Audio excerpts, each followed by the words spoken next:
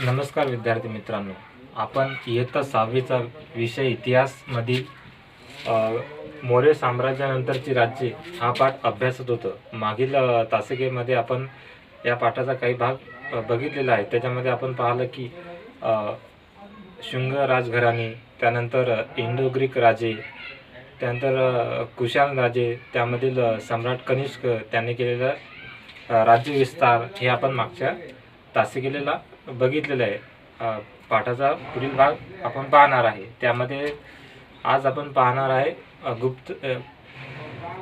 गुप्त राजघराणे. तर गुप्त राजघराण्याचे जे संस्थापक जो होता तो श्रीगुप्त हा होता. तर गुप्त राजघराण्याला त्या काळामध्ये सुवर्ण काळ म्हणून ओळखले जाते, कारण त्यांच्या काळामध्ये सर्व क्षेत्रामध्ये अतिशय भरभराटी होती, म्हणूनच गुप्त काळाला सुवर्ण काळही म्हटले जाते. तर गुप्त काळामध्ये आपण पाहणार आहे की समुद्रगुप्त आणि दुसरा चंद्रगुप्त यांची कारकीर्द आपण पाहणार आहे. गुप्त काळ.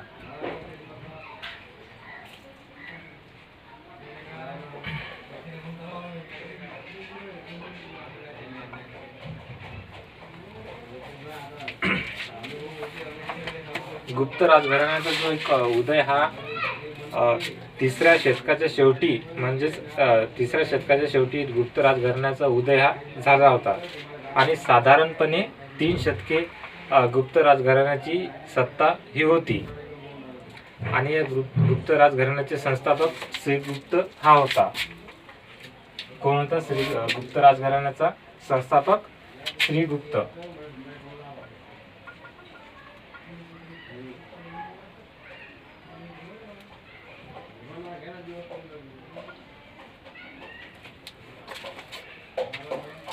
त्यानंतर गुप्त राजघराण्यातील उल्लेखनीय राजे जे होते समुद्रगुप्त आणि दुसरा चंद्रगुप्त. तर आपण समुद्रगुप्त याचा राज्यविस्तार पाहणार आहे. त्याने केलेले कार्य आपण पाहणार आहे.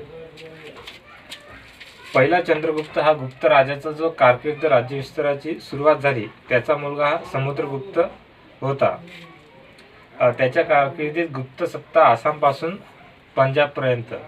समुद्रगुप्त याने त्याचा राज्यविस्तार हा आसामपासून ते पंजाबपर्यंत, तसेच तामिळनाडूमधील कांचीपुरमचा पूर्व किनारपट्टीचा प्रदेशही त्याने जिंकलेला होता. तसेच वायव्येकडील राजे आणि श्रीलंकेतील राजा यांनी त्यांच्याशी मैत्रीचे करार केले होते. ज्यावेळेस एखादा राजाचा एक प्रबळ सत्ता असायची त्यावेळेस आजूबाजूचे जे प्रदेशातील जे राजे असेल ते त्यांच्या सोबत मैत्रीचे करार करायचे. त्यामुळेच समुद्रगुप्त याचा राज्यविस्तार बघून आजूबाजूच्या प्रदेशातील जे राजे होते त्यांनी त्यांच्याशी मैत्रीचा करार हा केला. त्यामध्ये श्रीलंकेतील राजा आणि वायव्येकडील राजे होते. तसेच समुद्रगुप्ताचा पराक्रम आणि त्याने मिळवलेले विजय यांचा वर्णन प्रयागच्या स्तंभलेखात सविस्तरपणे दिलेले आहे.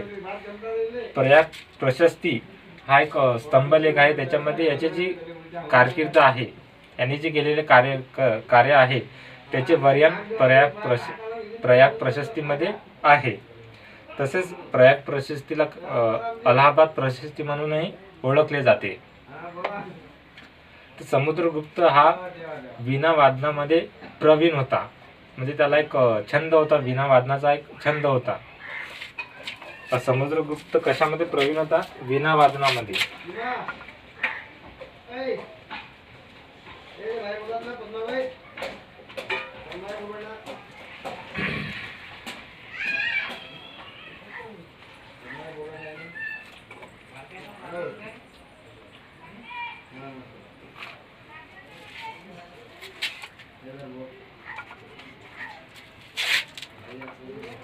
वीणा वादनमध्ये समुद्रगुप्त हा प्रसिद्ध होता. आणि त्यांनी ज्यावेळेस नाणी काढलेली होती त्याच्यावर एका बाजूला वीणा वादन करताना त्याचे एक चित्र आहे आणि दुसऱ्या बाजूला देवी देवतांचे चित्र आहे. तर यावरून आपण इतिहासकारांनी असं ठरवले की वीणा वादनाचा छंद हा समुद्रगुप्ताला असेल. त्यातील एका प्रकारात तो स्वतः वीणा वाजवताना हा दिसतोय. त्यांनी जे नाणी छापलेली होती, सोन्याची नाणी, तर त्याच्या एका बाजूला हा वीणा वाजवताना दिसतो आणि दुसऱ्या बाजूला एक प्रतिमेचे चित्र आहे, देवी देवतांचे चित्र आहे. तर आपण बघितलं समुद्रगुप्त आणि त्याचं साम्राज्य विस्तार, त्यांची जी कारकीर्द आहे ते त्याचे वर्णन हे प्रयाग प्रशस्ती, त्यालाच अलाहाबाद प्रशस्ती म्हणून ओळखले जाते. त्याचे साम्राज्य विस्तार बघून श्रीलंकेतील राजे तसेच वायव्येकडील राजे यांनी मैत्रीचा करार हा समुद्रगुप्तासोबत केलेला होता. तसेच समुद्रगुप्ताला वीणा वादनाचा छंद होता, त्यामध्ये तो प्रवीण होता आणि त्याने सोन्याची नाणे त्यावेळेस त्याने चलनात आणलेली होती आणि ते सोन्याच्या नाण्यावर त्याचे स्वतःचे चित्र आणि देवी देवतांचे चित्र होते. तर आता आपण पाहणार आहे दुसरा चंद्रगुप्त.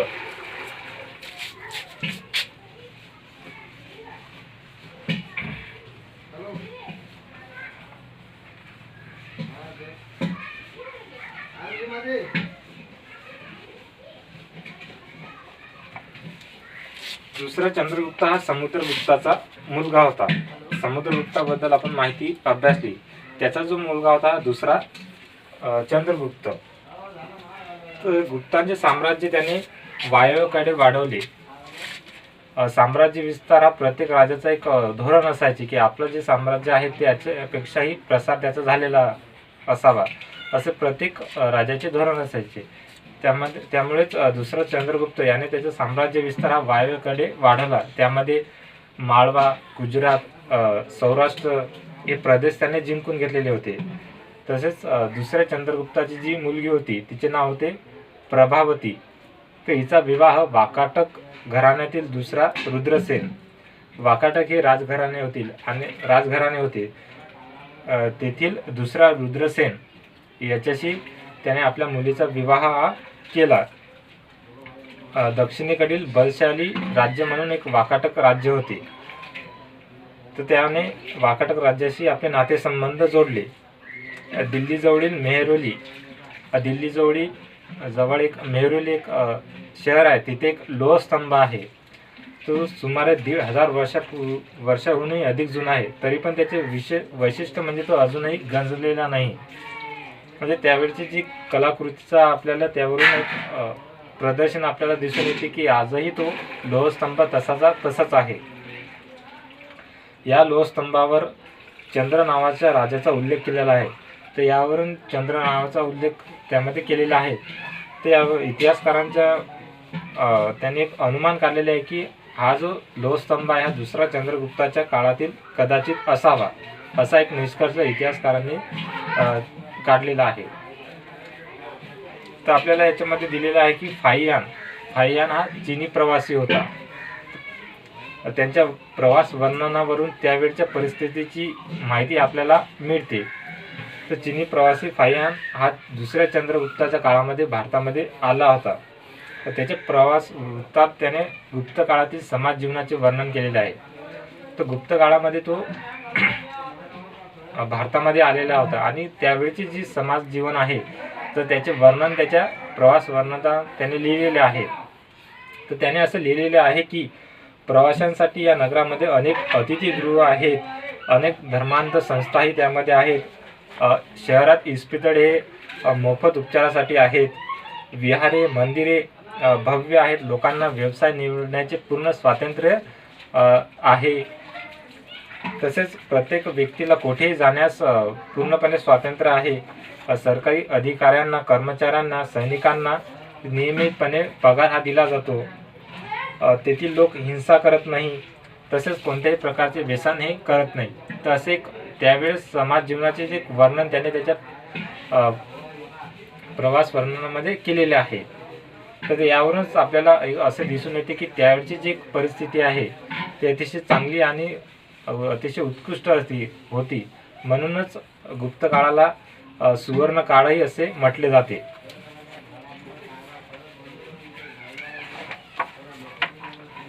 तसेच आपण पाहणार आहे वर्धन राजघराणे. तर आपण गुप्त राजघराणे पाहिले. गुप्त काळामध्ये समुद्रगुप्त आणि दुसरा चंद्रगुप्त आपण बघितलेले आहे, त्यांची कारकिर्दी पण बघितलेली आहे. आता आपण पाहणार आहे वर्धन राजघराणे. तर गुप्त साम्राज्याचे सामर्थ्य हे कमी होऊ लागले.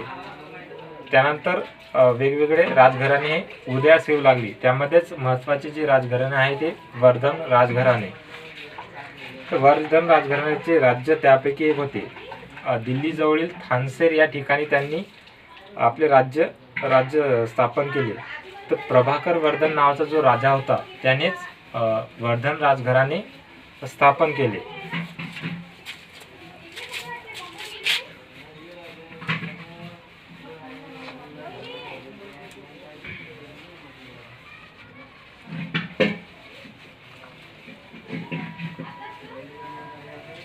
प्रभाकर वर्धन नावाच्या राजाने वर्धन राजघराण्याची स्थापना केली. वर्धन घराणे हर्षवर्धन हा त्याचा मुलगा होता. हर्षवर्धनाने वर्धन साम्राज्याचा विस्तार केला. त्याच्या कारकिर्दीमध्ये साम्राज्य विस्तार हा उत्तरेला नेपाळ, दक्षिणेला नर्मदा नदी आणि पूर्वेला आसाम आणि पश्चिमेला गुजरातपर्यंत त्याचा साम्राज्य विस्तार हा हर्षवर्धनाने केलेला होता. कामरूप म्हणजेच प्राचीन आसाम आज जे आपण राज्य आसाम पाहतो तर त्याचे नाव होते कामरूप. प्राचीन काळामध्ये कामरूप असे आसामला ओळखत होते. तेथील राजा जो होता भास्कर वर्मन याच्याशी त्याने मैत्रीचे संबंध प्रस्थापित केलेले होते. हर्षवर्धनाने आपला राजदूत चीनी दरबारात पाठवला. तसेच हर्षवर्धनाने चीनच्या सम्राटाबरोबर मैत्रीचे संबंध प्रस्थापित केले होते. म्हणजेच प्रभाकर वर्धन याचा जो मुलगा होता हर्षवर्धन याने साम्राज्य विस्तार करण्यासाठी आजूबाजूचे प्रदेश होते तेथे राज्यकर्ते होते त्यांच्याशी त्याने मैत्रीचा संबंध हे प्रस्थापित केले होते. त्याची राजधानी कन्नौज येथे होती.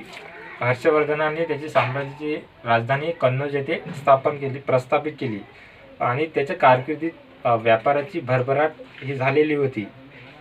तर हा जो हर्षवर्धन राजा होता तो राज्याच्या उत्पन्नाचा खूप मोठा हिस्सा हा प्रजेच्या हितासाठी वापरत होता आणि दर 5 वर्षांनी तो स्वतःची संपत्ती सर्व प्रजेला दान करत होता. म्हणजे हा एक दानशूर राजा होता.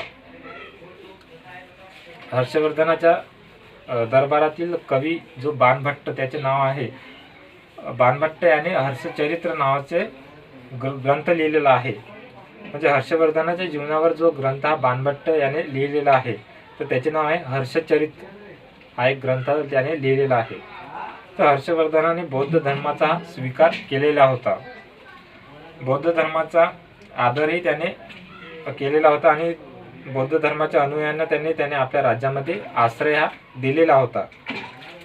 हर्षवर्धनाने रत्नावली, नागानंद आणि प्रियदर्शिका अशी 3 नाटके लिहिलेली आहेत. तर हर्षवर्धनाने कोणती नाटके लिहिलेली आहेत? रत्नावली, नागानंद, प्रियदर्शिका ही नाटके त्याने संस्कृतमध्ये लिहिलेली आहेत. तसेच त्याच्या काळामध्ये युआन स्वांग हा बौद्ध भिक्खू चीनहून भारतात आला होता. तो भारतभर फिरला. तो युआन स्वांग हा बौद्ध भिक्खू कोणाच्या काळामध्ये भारतामध्ये आलेला होता? तर हर्षवर्धनाच्या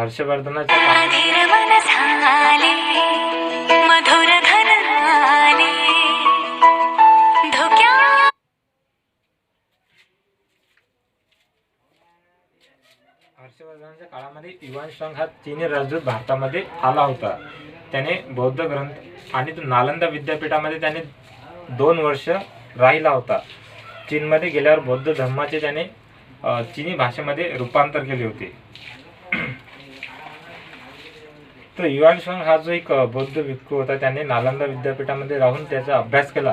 त्याने महाराष्ट्रातील लोकांविषयी त्याच्या प्रवास वर्णनात असे लिहिले आहे की महाराष्ट्रातील लोक त्यांच्या पाहुण्यांना अतिशय मान सन्मान देतात आणि संकटात सापडलेल्या व्यक्तींना ते आपल्या प्राणाची पर्वा न करता मदत करतात. असे त्यावेळेच्या त्याच्या प्रवास वर्णनात महाराष्ट्रातील लोकांविषयी त्याने लिहिलेले आहे. त्यानंतरचा जो एक भाग आहे ईशान्य भारतातील राजसत्ता. तर आपण बघितलेले उत्तर भारतातील आपण हे सर्व राजघराणे पाहत होतो. तर उत्तर भारतामध्ये राजघराणे कोणकोणती होते त्याच वेळेस ईशान्य भारतामध्ये काय होते तर तेही आपण पाहणार आहोत. तर ईशान्य भारतातील मणिपूर हा प्रदेश उलुपी राजकन्येचा अर्जुन विवाह म्हणजे ईशान्य भारतातील मणिपूर प्रदेशातील उलुपी राजकन्येचा अर्जुनाबरोबर विवाह झाल्याची कथा ही महाभारतात आलेली आहे. कामरूप हे राज्य इसवी सनाच्या 4थ्या शतकामध्ये उदयाला आलेले होते. पुष्यवर्मन हा कामरूप राजाचा संस्थापक होता. तर कामरूप राजाचा संस्थापक कोणता? पुष्यवर्मन. पुष्यवर्मन हा कामरूप राजाचा संस्थापक होता. समुद्रगुप्ताच्या अलाहाबाद येथील स्तंभलेखामध्ये त्याचा उल्लेख केलेला आहे. कामरूपाच्या राजांचे अनेक कोरीव लेख आहेत. अनेक कोरीव लेख कामरूप राजांचे आपल्याला पाहायला मिळतात. तसेच महाभारत आणि रामायण या महाकाव्यामध्ये कामरूपचा उल्लेख प्राग्ज्योतिष या नावाने केलेला आहे. तर महाभारत आणि रामायण हे जे महाकाव्य आहे त्यामध्ये कामरूप या शहराचे वर्णन केलेले आहे. तर त्याचे जे वर्णन आहे प्राग्ज्योतिष या नावाने केलेले आहे. प्राग्ज्योतिषपूर ही त्या राज्याची राजधानी होती. प्राग्ज्योतिषपूर म्हणजेच आजचे आसाम राज्यातील गुवाहाटी शहर. गुवाहाटी हे शहर जे आहे ते त्यावेळेस प्राग्ज्योतिषपूर म्हणून ओळखले जायचे.